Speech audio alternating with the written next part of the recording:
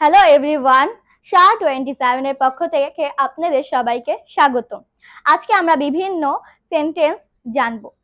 যেমন আমরা বলতে পারি কোনো সেন্টেন্সের পক্ষে সর্বপ্রথম থাকে সাবজেক্ট, সবার লাস্টে থাকে অবজেক্ট এবং ভিতরে বিভিন্ন ভার্ব থাকে এবং বিভিন্ন ওয়ার্ড থাকে। তো আজকে আমরা বিভিন্ন ওয়ার্ড সম্পর্কে জানবো। প্রথমে আছে can, could, shall, should, will, would. যদি আমরা ক্যান দিয়ে কোনো বাক্য তৈরি করতে পারি তাহলে ক্যানের অর্থ হচ্ছে পারি। তো যদি আমরা ক্যান দিয়ে বাক্য তৈরি করি তাহলে হতে পারে আই ক্যান ডু, আমি করতে পারি। কুড দিয়ে যদি আমরা কোনো বাক্য তৈরি করি, কুডের অর্থ হচ্ছে পারতাম, তাহলে আমরা কুড দিয়ে বাক্য তৈরি করলে বলবো আই কুড লার্ন, আমি শেখাতে পারতাম।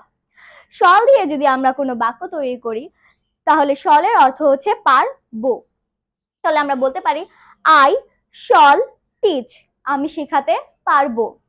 শুড দিয়ে যদি আমরা কোনো বাক্য তৈরি করি তাহলে আই শুড লার্ন, আমার শেখা উচিত।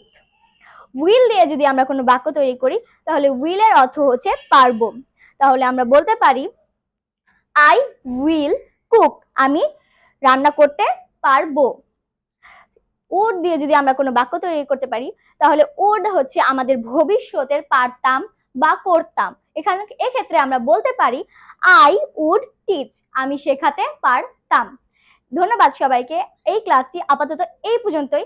দেখা হবে কোনো পরবর্তী ক্লাসে। ধন্যবাদ।